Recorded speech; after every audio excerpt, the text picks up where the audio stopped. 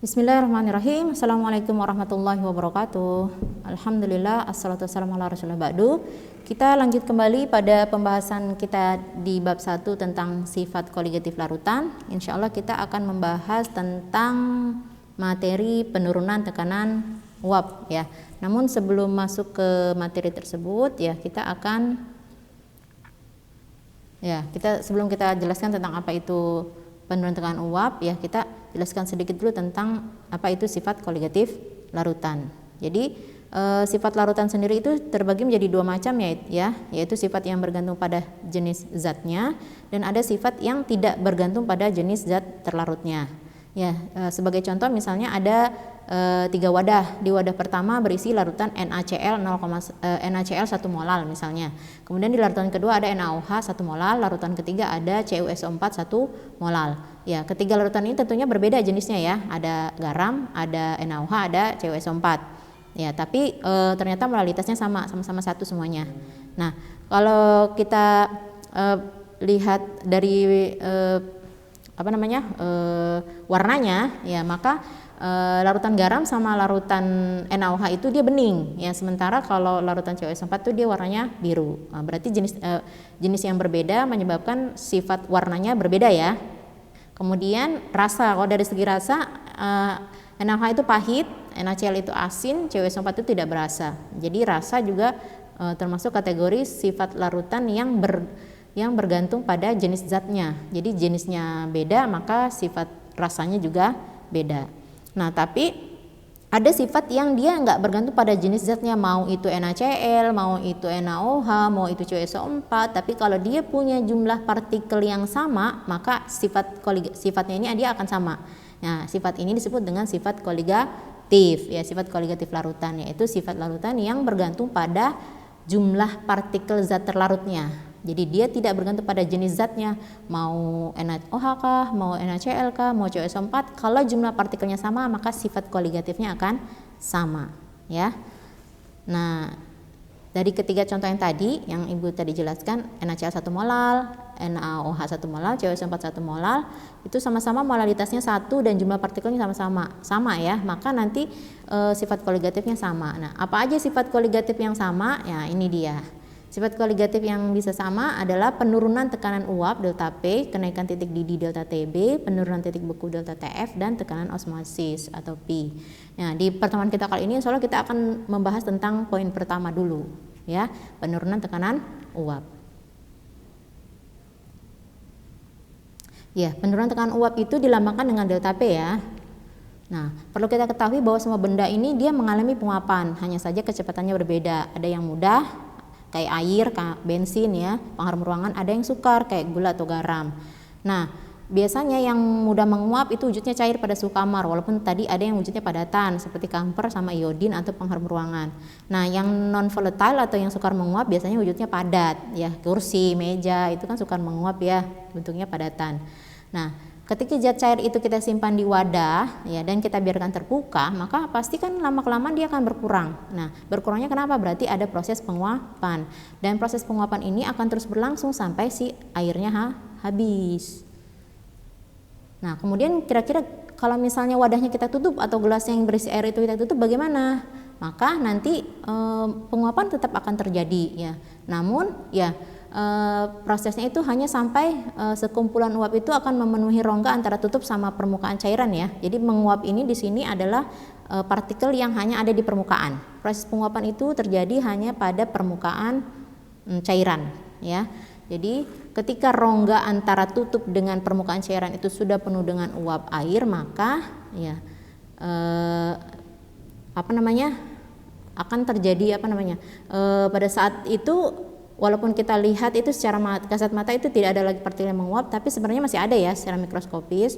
Nah, partikel air yang menguap itu akan diimbangi dengan mengemburnya sebagian partikel uap. Nah, keadaan ini disebut dengan keadaan kesetimbangan dinamis. Ya, jadi proses penguapan tetap terjadi. Ya, nanti dia akan berhenti secara kasat mata ya, kayak nggak ada lagi menguap, tapi sebenarnya tetap ada menguap. Ya, kemudian tetap menguap secara mikroskopis dan ada lagi yang uap tadi akan terbentuk menjadi embun. Ya, nah proses ini yang bolak-balik ini disebut dengan kesetimbangan dinamis. Nah, Ya, pada kondisi kesetimbangan dinamis ini disebut dengan kondisi uap jenuh, ya. Kemudian, nah, sebagaimana kita ketahui kalau partikel gas itu kan setiap partikel itu biasanya bergerak bebas ya. Partikel gas ya, bergeraknya cepat gitu kan. Nah, uap air juga bergerak bebas. Nah, ketika si uap ini partikel ini bergerak bebas tentunya akan menimbulkan tumbukan. Nah, tumbukan partikel uap ini akan menghasilkan tekanan yang bisa diukur dengan menggunakan barometer ya. Nah, tekanan yang ditimbulkan oleh uap jenuh ini disebut dengan tekanan uap jenuh. Nah, semakin banyak uapnya, maka tekanannya akan semakin besar karena proses tumbukannya akan semakin banyak ya. Nah, sehingga kita simpulkan kalau zat yang mudah menguap maka tekanan uapnya besar karena banyak uap yang terbentuk. Banyak uap yang terbentuk maka tumbukannya semakin banyak. Kemudian zat yang sukar menguap itu tekanan uapnya kecil karena ya longgar ya istilahnya, uapnya yang terbentuknya kan sedikit ya. Jadi proses tumbukannya itu proses terbentuknya tumbukannya itu bisa jadi lebih kecil. Nah, besarnya tekanan uap juga dipengaruhi oleh suhu ya. Kenaikan suhu itu akan dapat memperbanyak jumlah uap. Kalau jumlah uapnya banyak berarti tumbukannya juga makin banyak ya, sehingga tekanan uapnya semakin besar. Kita lanjut. Nah, bagaimana kalau misalnya ke dalam air kita masukkan zat yang sukar menguap seperti gula misalnya, gula dalam air ya, larutan gula. Nah, kita ketahui tadi kan kalau proses penguapan itu hanya terjadi di permukaannya aja ya. Nah, kalau misalnya larutan berarti kan ada campuran antara air sama gula tuh. Ya, air dan gula. Maka nanti di bagian permukaannya itu tidak hanya diisi oleh partikel air, tapi ada partikel gula juga kan. Nah, si partikel gula itu dia akan menghalangi partikel air untuk bisa menguap. Ya, oleh karena itu nanti uap yang terbentuk akan menjadi lebih sedikit. Nah, kalau sedikit uap yang terbentuk, maka tumbukannya menjadi lebih sedikit dan tekanan uapnya menjadi lebih kecil. Ya, ini kesimpulannya. Jadi sedikitnya jumlah uap air yang dihasilkan menyebabkan tekanan uap timbulkan menjadi lebih kecil. Oke, dengan kata lain tekanan uap larutan lebih kecil dari tekanan uap air. Nah, selisih antara tekanan uap jenuh pelarut murni atau P derajat dengan tekanan uap jenuh larutan itu disebut dengan penurunan tekanan uap atau delta P. Ini P derajat dikurang P ya.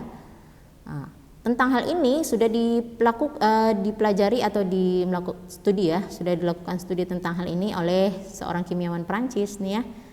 Sehingga dia mengeluarkan sebuah hukum yang disebut dengan hukum Raoult ya. Tekanan uap dari larutan yang mengandung zat terlarut non volatile itu akan sebanding dengan tekanan uap larut murni dikalikan dengan fraksi mol pelarutnya.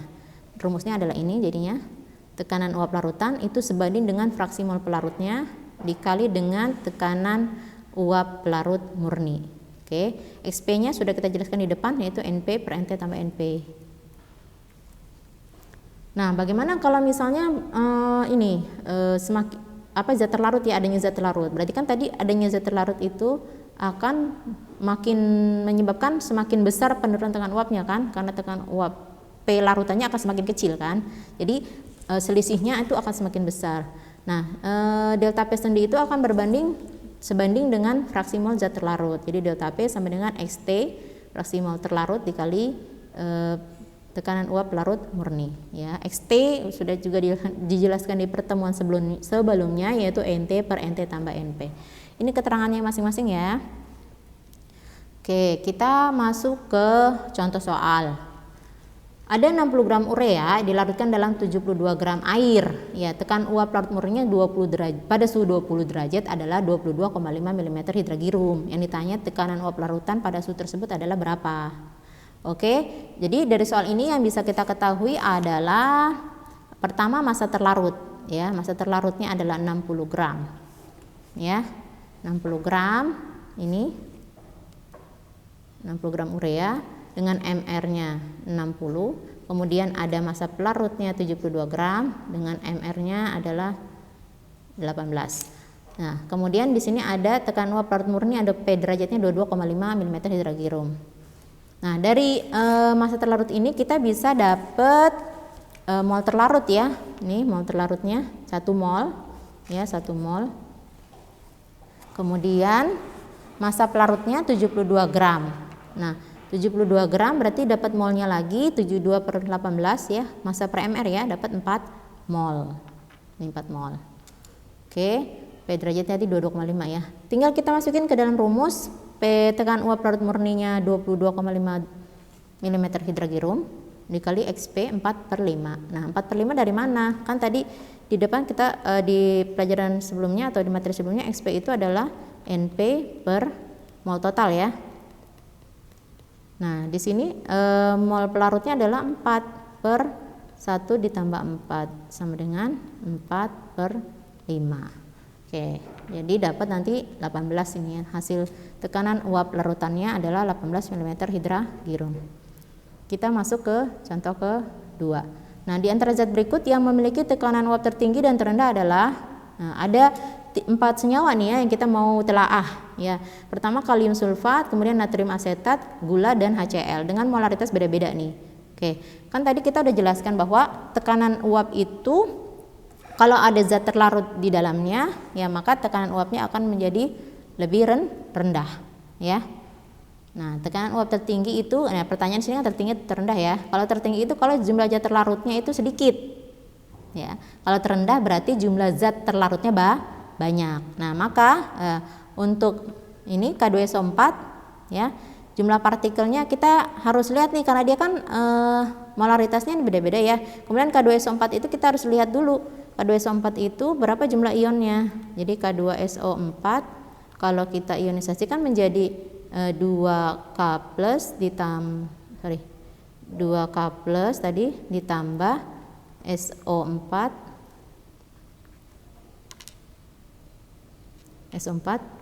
2 min ya. Nah, di sini kalau kita lihat K-nya ada 2, SO4-nya ada 1, berarti dia ada 3 ion.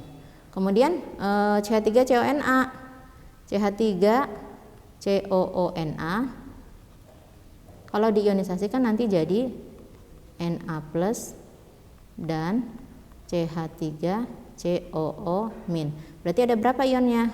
Ionnya ada 2. Oke, berarti jumlah mol partikel totalnya ini adalah kita kalikan dengan molaritasnya, jadi 3 ion dikalikan 0,1 dapatlah 0,3 molar.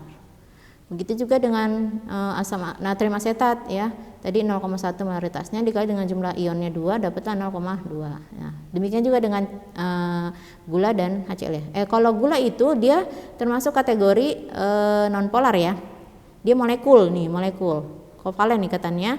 Maka dia kalau dilarutkan dalam air tetap dalam molekul. Jadi 1 ya. Molekulnya 1, dia tidak mengion. Dikali 0,15 dapat 0,15. Nah, dari sini kita bisa dapat kesimpulan bahwa zat yang memiliki tekanan uap tertinggi adalah si gula ya. Kenapa? Karena ini gula ya. Karena dia paling rendah 0,15. Zat terlarut di dalamnya itu paling kecil, berarti kan airnya mudah menguap. Nah, tekanan uapnya tinggi. Nah, sementara yang paling rendah ada 2 ya. Nih K2SO4 sama HCl itu 0,3 nih. Sama-sama 0,3 ini ya. Oke,